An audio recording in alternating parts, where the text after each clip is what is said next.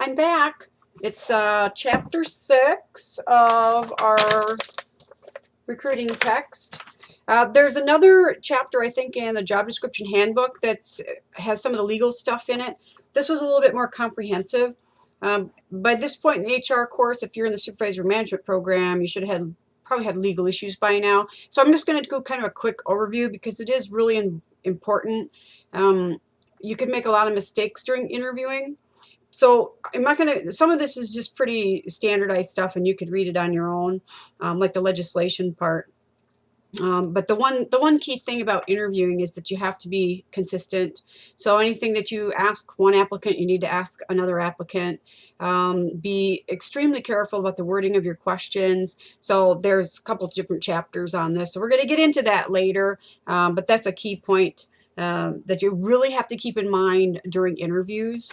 Now, the employee legislation, you know, they get into the Civil Rights Act, Equal Pay Act, comparable worth. Now, that's new. That's a little bit newer.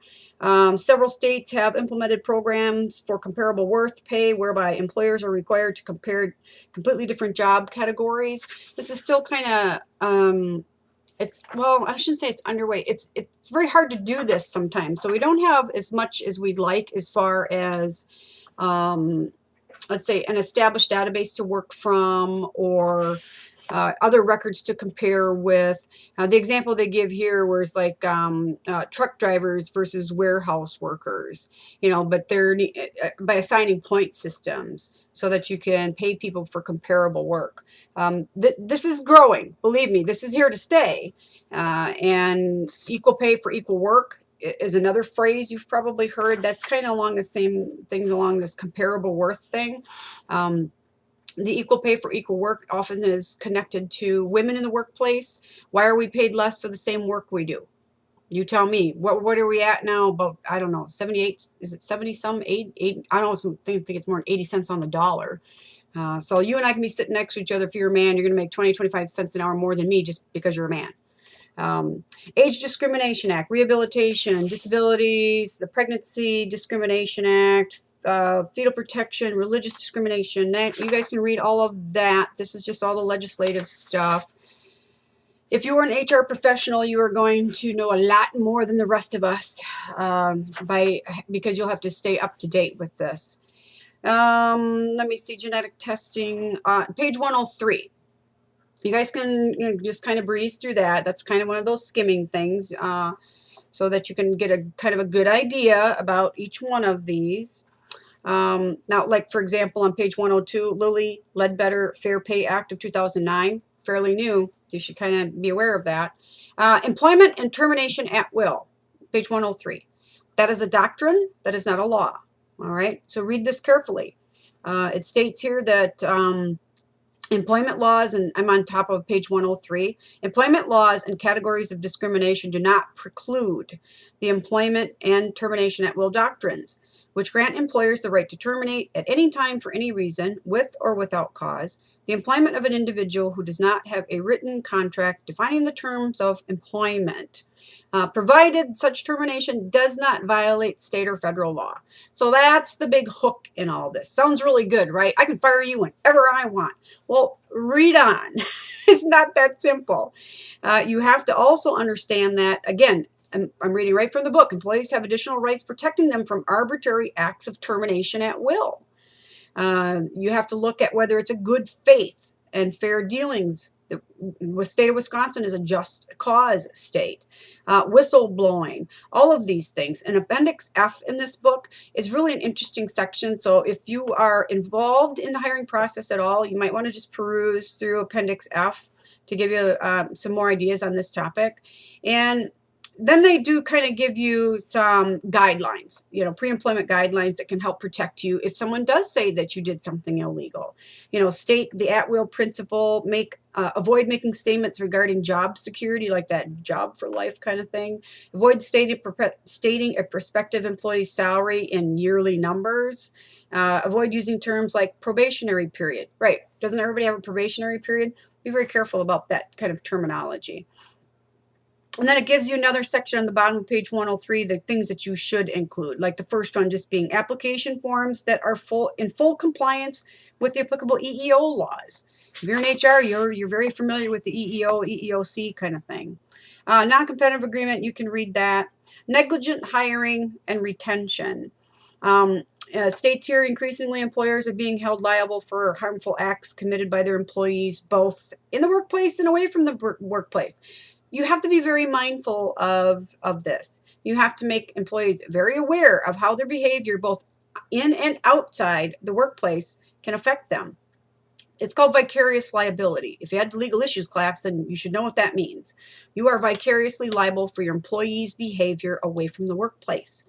So, for example, if you're in sales and you travel a lot, right? My husband used to do that. And they were required by company policy that once you were done with the client, let's say you're going to go back to the hotel and have supper. Generally, there's a restaurant bar in the hotel, right? You're going to maybe have a beer and blah, blah, blah. You had to take off or take anything that you had that had your company logo on it off. So you had to go up and change your clothes. If you forgot something, whatever, you better turn it inside out so no one could associate your behavior with the company. Kind of interesting, huh? Record keeping requirements, again, you can read that. There's all kinds of, the EEO laws will dictate what you have to do. Sarbox, that's a business thing. You need to understand that. This other stuff here is the federal retention requirements. You can read that. Again, that's kind of an outline of all the laws that they stated in the first part of the chapter.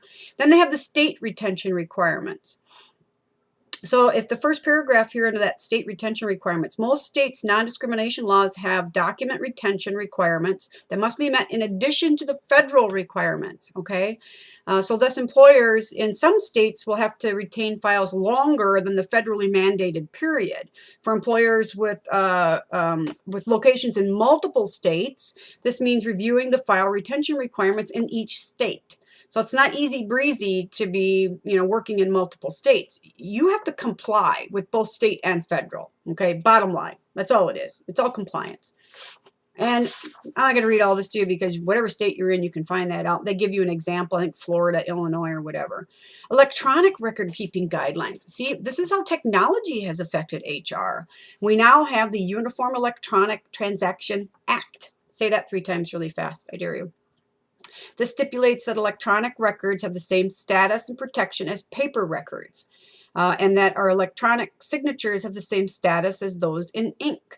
Employers are permitted to substitute electronic documents for paper documents if the following conditions are met. They give you those conditions. So, for example, I have you guys sign your contract of understanding for the classes, right? That thing with the syllabus, through your computer. That's an electronic signature. It's valid. If we hadn't had the advent of all these computers and technology the way it is today, we wouldn't have needed this law, right? So in a lot of places, I worked in an insurance office one time and we were in oh gosh, I don't know how many years ago that is. That's probably 10 years ago. My boss was very progressive. She was totally into computers. We were going paperless back then, at least 10 years ago. Yeah, whenever it was. Affirmative action, you can read that kind of stuff, the diversity stuff, discrimination charges. You need to be very, very aware of the fact that today you can go online and file a discrimination charge with the EEOC online. They have an online form, you just fill it out, send it in, right? And they're going to, there's qualifications, things that have to be included before they might act on it. And it's up to the EEOC to decide, is this something we actually need to follow up with and investigate? They give you some of the stipulations on things that need to be done there. You can read that on your own. Avoid discrimination charges. I think that's fairly straightforward. The bottom of page 112, respect an employee's legal rights. You have to understand that they do have rights. Just because you're the boss, we're not back in Scrooge land where you get to do whatever you want to people. Sadly, we still have a lot of companies that do behave that way. And hopefully they get caught or are caught and they have to change their evil ways, right? But I'm trying to teach y'all not to do these things. Be a good boss, good supervisor, good leader, and these things won't happen. So if you recognize they have the right to a safe workplace, for example, or to refuse to perform illegal acts without fear of retaliation. Don't even get me started on retaliation. Anywho, you can read that. Questions to avoid asking. Read this so you have a good overview of what we're going to be getting into deeper in a couple of those other chapters. I mean, this author, I mean, there's no way you can't not understand how to do questions after reading this book. Page 114 has that really nifty little chart here, little table, Exhibit 6.1. Pre-employment questions asked verbally and or appearing on application forms. Questions not recommended, then the recommended questions. I love it when textbooks do this. This actually isn't a real textbook. This is an industry book. So you can read through this, like what can you ask about someone's name, address, age, marital status, children, and what you can't ask or just shouldn't ask. And that, for as far as that, like religion, none. Don't ask. And if people start telling you stuff, oh, la, la, la, la, la. And this book will also talk about that. How do you rein someone in from giving you too much information, things you shouldn't know, right? Bonafide occupational qualification. You guys should be familiar with that from the legal issues class. If not, just go ahead and read that so you understand what the BFOQ is. And then applicant tracking. Again, you can read through that. It's just a little bit of different ways to look at things. For example, this says recent revisions to the EEO-1 form includes those pertaining to ethnic and racial categories as well as job categories. Ethnic and racial changes. So you can read, you know, how we are supposed to, I hate to use the phrase, but to be politically correct. So it gives you a little bit there. The bottom line about any kind of interviewing, any kind of questions, where if it's not job related, don't ask it. Okay. And if they get off track onto something that's not job related, bring them back. Okay. Okay. That's a good summary, I think, of chapter 6. So until next time, y'all have a good day.